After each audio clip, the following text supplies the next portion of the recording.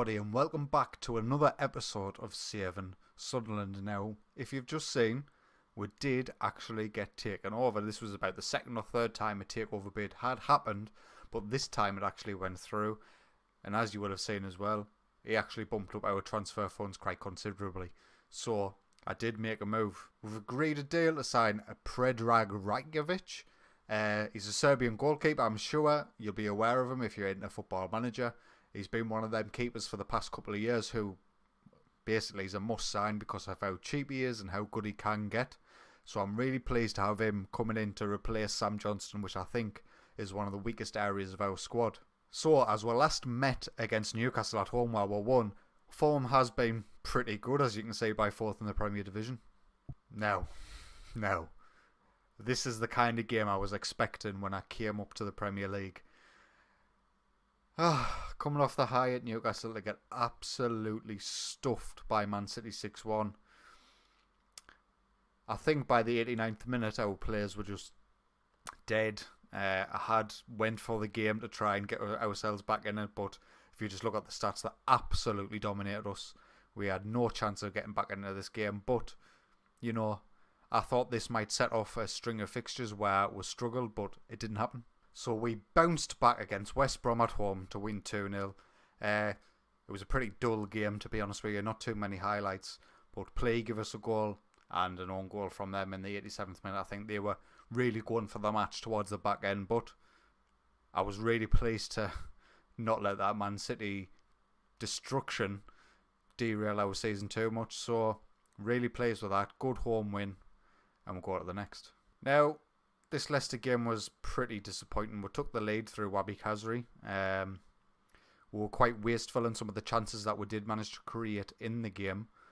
But a Jamie Vardy double and a Harry Maguire goal ended up getting the victory. It was at home as well, which is, I thought, at least win your home games and you'll be fine. We haven't won this one, but we've won quite a lot. So in terms of relegation talks, it's not on the table at the minute. We then followed that up with a 2-2 draw against Bournemouth. It was a fair result for the game. They did go down to 10 men late on and still score, which I was actually really disappointed with our boys. I thought we could have held out for the win, but upon reflection, a draw was probably a fair result. We then got our second consecutive draw against Burnley away from home, and then the second time we've conceded late on to draw the game. We were 2-0 up and cruising, but Burnley started to come into the game late on and then ended up getting 2 goals through Sam Vokes and Victor Garcia. Disappointing, but again, give me this at the beginning of the season, a Burnley away draw, I would take it. Now this might be the result of the season. We beat Chelsea 3-2. It was absolutely an amazing game to watch. Obviously they went ahead through Willian. Ben Woodburn got us back level and Duncan Watmore gave us the lead. But immediately Willian scored again, so I thought, alright, the momentum's going to go back towards Chelsea, the better side. But if you have a look, Alexandro got injured in the 38th minute and they brought on Gary Cahill at left wing back.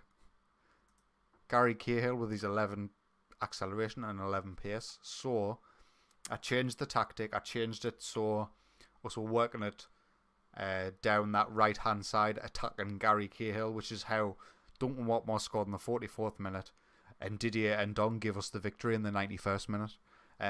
Although it doesn't say that Gary Cahill had a poor performance, a lot of our attack momentum was coming down that right hand side, so that was a really fortunate thing that happened in that match, and I think we'll capitalise on that. Pinch me, I'm dreaming. We followed up the home victory against Chelsea with the home victory against Arsenal. This was probably the most routine game I've had this season. Not too many highlights go in their favour.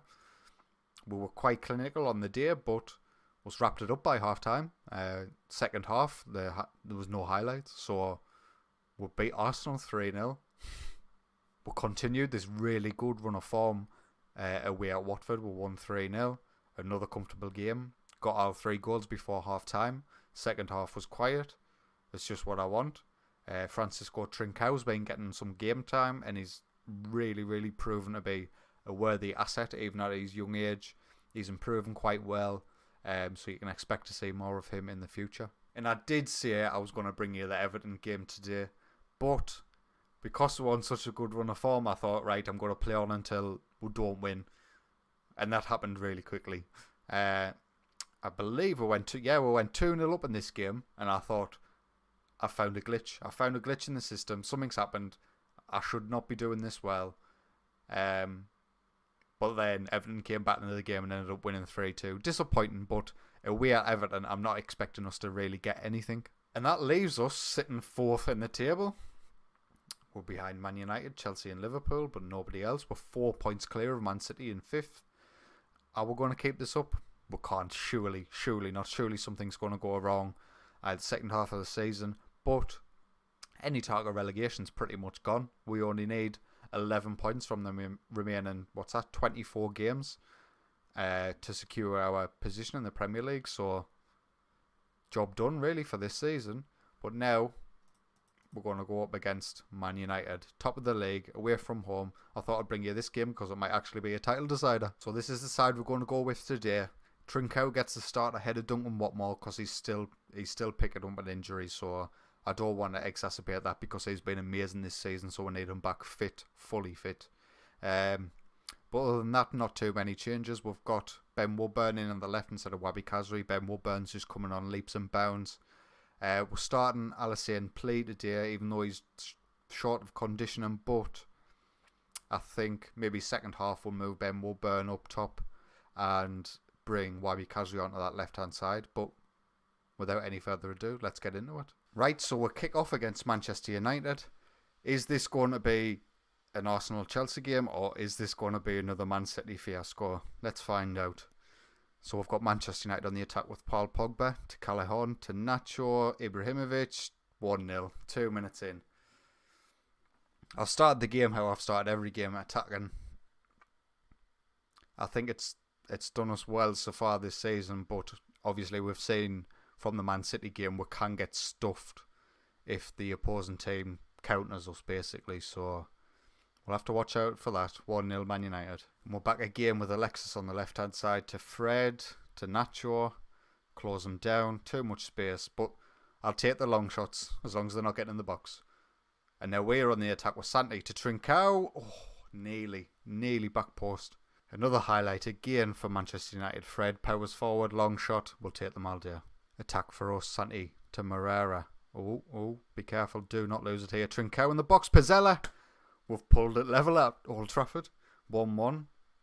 It was great work from Moreira and Santi there on the side. Yeah, Moreira crosses in to Trincao. Plays it through. Pizzella. De Gea's beaten. 1-1. Half time, 1-1. Let's G the boys up and get them back out for that second half. Well, that didn't work very well. We'll give them the individual we have faith. Oh, it still didn't work very well. Miserable gets. So 60th minute now, I'm going to make a change. Alassane plays losing, conditioning, and he's not performing very well. So we're going to get Ben Woodburn up front and Wabi Kazri out on that left-hand side, see if it can give us the attacking edge. Absolutely no highlights this second half. I'm going to make another change. Varela on for Pizzella. And then we're going to keep Santi on because he's having a good game. And we'll get Didier Ndong off for Max Christiansen. Highlight here. We're attacking Moreira ball in. Is this going to be a counter? I really hope not. Oh, it is. Ibrahimovic holds the ball up. Or is it going? Oh, it's going to be a red card. We've got no substitutions left. I'll have to drop one of the centre midfielders into that wing back slot. I'm just going to drop them right back. Pull them back. We need to hold on to this. We can't throw this away. Can Jacob play right back? Any of them play right back? No, typical. But Christiansen can play that okay. Yeah, he can play that okay. So, this is how we're going to have to set up for the rest of this match. And Trincao play further back. Inverted winger. Yeah, we'll put him back there. We'll pull Kazri back as an inverted winger. And we'll try and see this game out. Oh, another highlight. Please do not be a Man U break. It's going to be a Man U break. I can feel it. Oh, Quincy Promes down this right-hand side. He's got the pace to burn. Back post. Well defended. Kazri plays it out to Woodburn. He's got a lot of work to do. He just needs to hold the ball, but He's tackled. Oh, but Santi wins it back. Come on, boys. Play it down the left. Santi into the centre. Woodburn. 2-1. We're down to 10 men. And it's 2-1 against Man United at Old Trafford. Our first season of the Premier League. I think it's broken. I think this formation's utterly broken. Now, we all know 3 strikers is broken, but playing the 2 wingers is playing just as well. Ben Woodburn, front post, 2-1, happy days. In the final highlight, counts down, ref blow the whistle, anytime. That's it, 2-1. We've just beat Man United, who were top of the league, away from home. We were down to 10 men. Look at the stats, they had 21 shots, but they must have all been from range because they only got 3 on target. We have no right winning that game, but we've just won. Beat top of the league, Man United, 2-1.